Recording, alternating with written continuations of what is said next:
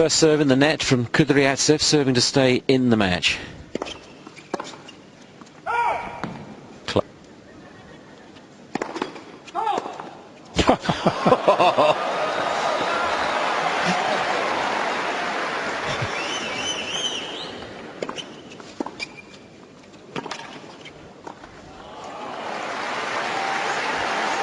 He's hit some hot dogs in his time, hasn't he? And some just the most amazing shots. I had the pleasure of doing the on-courts in Dubai for the men's event. And I once asked him, because he hit an amazing shot there, I said, is that the best shot you've hit in your career? He said, well, there's been so many. He didn't say it in an arrogant sort of way. Just fact. There have been so many.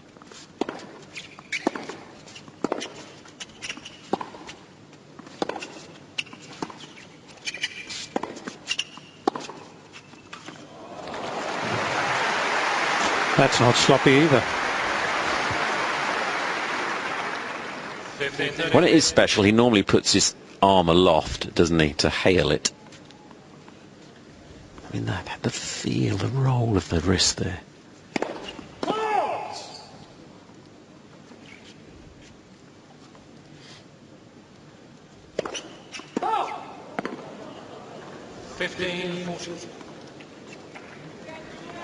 Fourth double gifts 2 match points to the 4 times former champion.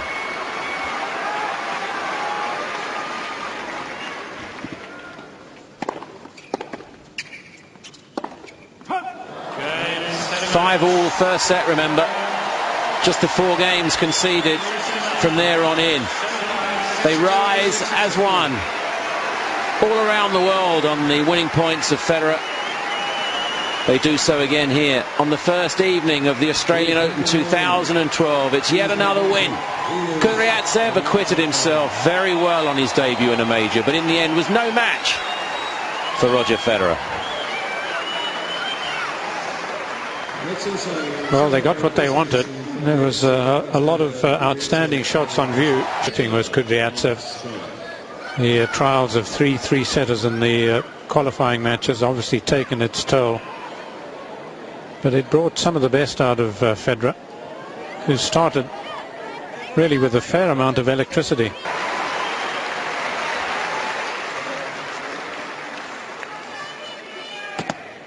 So, Roger, we meet again.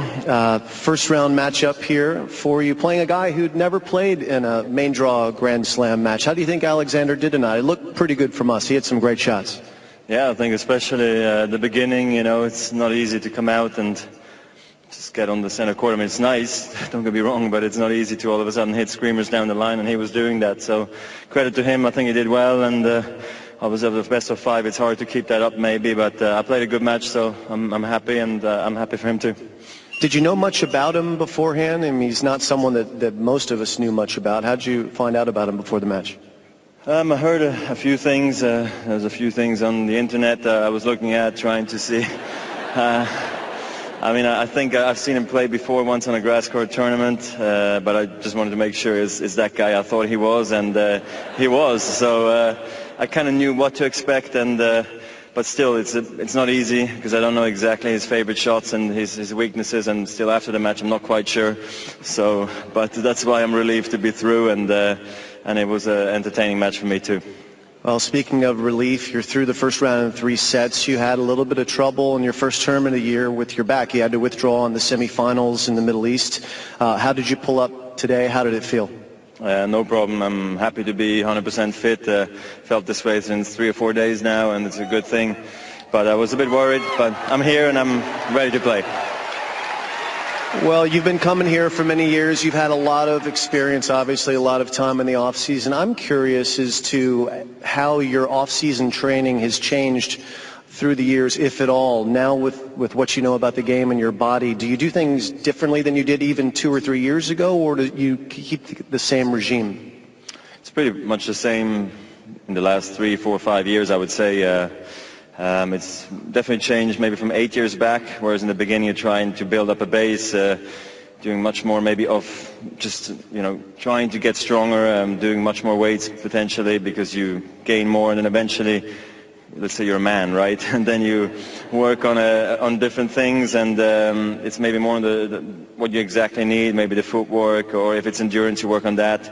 For me, I guess it's more the explosiveness, and trying to stay injury-free, so I make sure I have enough time off, but then also I work extremely hard when I have the time, and so I try to do it in blocks, but I guess every player does it the way he thinks it's right, and there's many different ways I work, and mine has been successful, so I'll probably keep that up.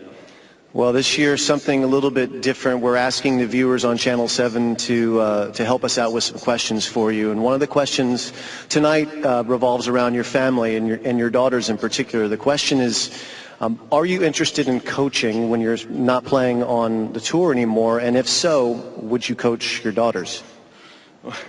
Of course you would, right? I mean, don't have much of a choice, I guess, but I very happily give that to my wife, maybe. I don't think she wants to do it either, though, but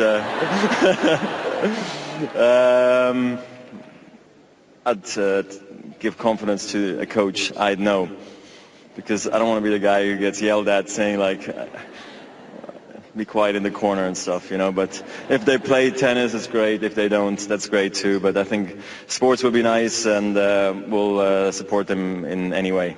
I'm sure you will. We'll look forward to seeing you here in a couple more days. Well done, Roger Federer, into the second round. And talking of kids, that's something else for Kudryavtsev to gloat over. He can tell his grandchildren, once Roger Federer, he Googled me. He's through in straight sets.